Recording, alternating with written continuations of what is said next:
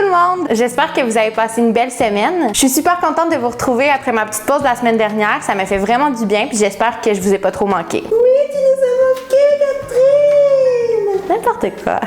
Avant de vous parler du sujet de cette semaine, je voulais vous rappeler de vous abonner et d'activer la petite cloche pour manquer aucune de mes nouvelles vidéos. Ici, on parle de sujets qui nous touchent tous, mais dont on parle pas assez. Si vous voulez apprendre à grandir en tant qu'individu et à devenir un super-héros des émotions, vous êtes au bon endroit. Je dis pas que tout ce que je dis est bon, là, mais c'est pas pire. Bienvenue dans Your Safe Space.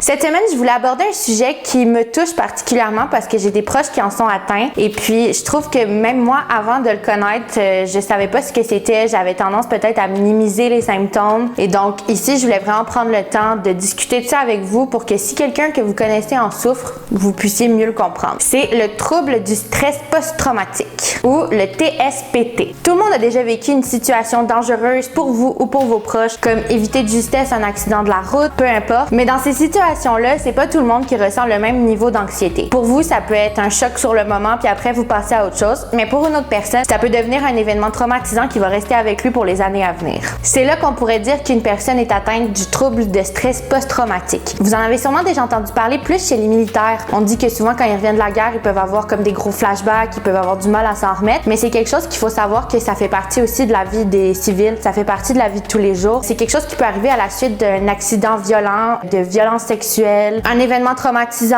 un traumatisme émotionnel continu. Donc, si tu es dans une relation abusive aussi, ça peut arriver. Ça peut emmener des symptômes vraiment envahissants. Tu peux faire des cauchemars. Tu peux avoir comme un souvenir de l'événement qui te revient comme ça, juste à cause d'un petit détail dans ta vie de tous les jours. Donc, ça peut devenir rapidement vraiment handicapant. Les symptômes du trouble de stress post-traumatique vont souvent arriver 3 mois environ après l'événement. Par contre, ça peut être plusieurs mois après, ça peut être des années après même que ça se manifeste. Donc, c'est pas parce que quelqu'un a vécu quelque chose il y a 3 ans puis que là, il ressent quelque chose qu'il faut le minimiser parce que ça peut juste commencer là le problème. Une personne qui souffre du TSPT peut se sentir constamment sur le qui-vive ou, tu sais, comme tout le temps irritable, comme s'il y a toujours quelque chose qui va se passer. Tu peux te sentir comme engourdi, détaché. Les gens vont souvent parler d'un espèce de vide intérieur. Ils ont l'impression qu'ils n'arrivent plus à ressentir d'émotions. Ils vont se sentir comme s'il y a quelque chose de terrible qui pourrait se produire à tout moment, comme maintenant, genre, t'entends ça, t'as l'impression que quelque chose va se passer. Ils vont souvent essayer d'éviter des endroits, des objets, même des personnes qui peuvent leur rappeler l'événement. Ils ont du mal à se concentrer et à rester attentifs, donc ça peut amener des problèmes à l'école, ça peut amener des problèmes au travail, ça peut amener des problèmes dans tes relations. Un symptôme qui est extrêmement courant, c'est d'avoir de la difficulté à dormir, donc on parle ici de cauchemars sur l'événement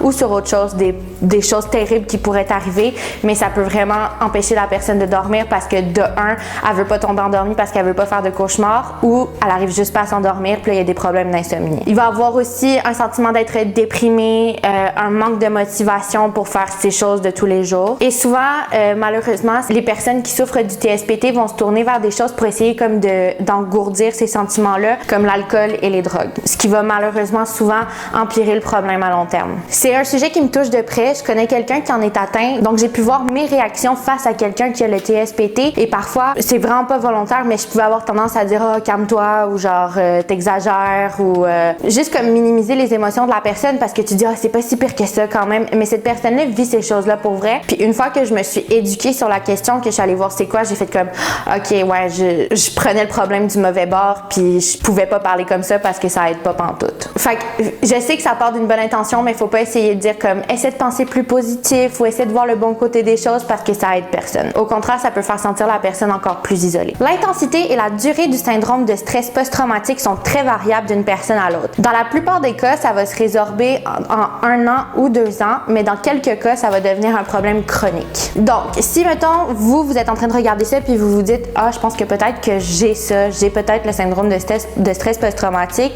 puis vous vous demandez qu'est-ce qu'il faut faire si vous en êtes atteint.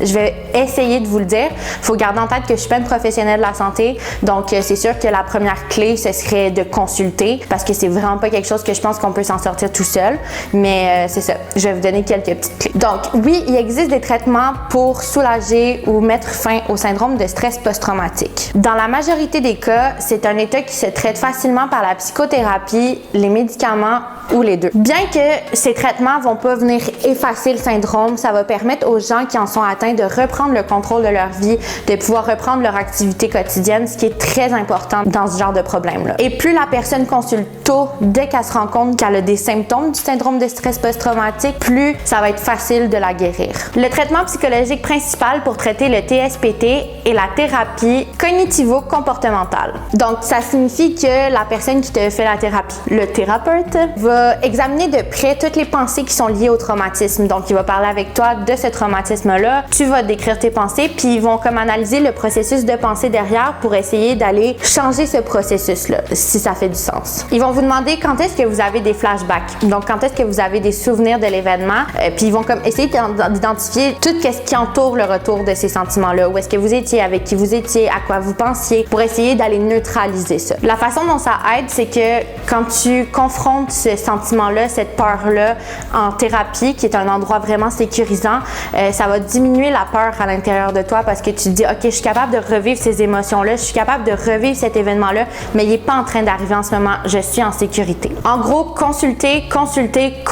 C'est pas quelque chose que vous devez vivre tout seul, c'est quelque chose qui a besoin d'être traité, puis c'est quelque chose que vous devez traiter. Si en écoutant les symptômes que je vous ai donnés, vous avez identifié quelqu'un autour de vous qui en est atteint, ça peut être encore plus délicat parce que vous vous demandez comment est-ce que je peux l'aider, puis je vous comprends, c'est vraiment quelque chose qui peut te faire sentir impuissant. Tu peux pas aller dans la tête de la personne, tu peux pas aller la faire consulter. Donc, je vais vous donner quelques petits trucs que vous pouvez faire pour aider quelqu'un qui en est atteint. Le premier conseil que j'aimerais vous donner, puis que moi, c'est ce que j'ai appliqué, c'est de faire des recherches sur le TSPT.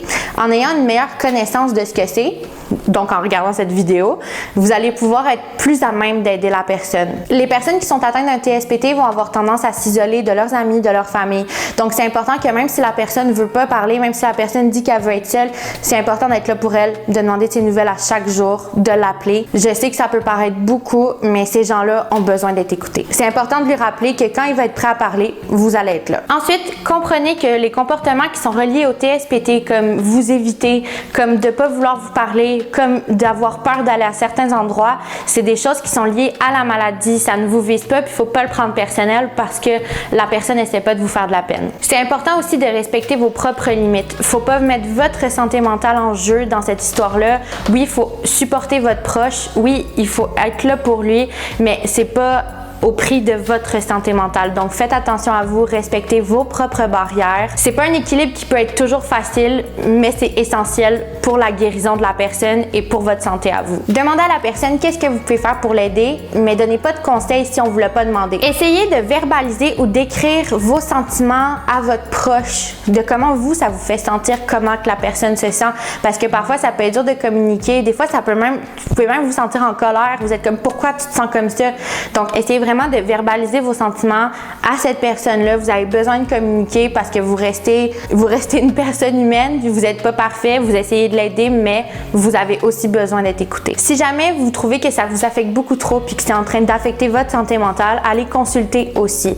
Il y a beaucoup de psychologues qui peuvent vous aider justement à aider un proche. Vous avez peut-être besoin de support. Avec de l'aide, les gens peuvent se rétablir du TSPT et des effets du traumatisme. Le rétablissement d'un proche est l'occasion pour chacun, toutes les personnes qui l'entourent, pour la personne elle-même, d'acquérir des compétences qui favorisent le mieux-être personnel. J'espère que vous avez aimé le sujet de cette semaine. Partagez-le autour de vous parce que le syndrome du stress post-traumatique, ça reste quelque chose qui est assez méconnu, mais qui pourtant est assez commun. N'oubliez pas de me laisser un gros thumbs up, abonnez-vous et sonnez la cloche pour manquer aucune de mes nouvelles vidéos. Je suis vraiment contente de voir que la plateforme Your Safe Space a grandi comme à toutes les semaines.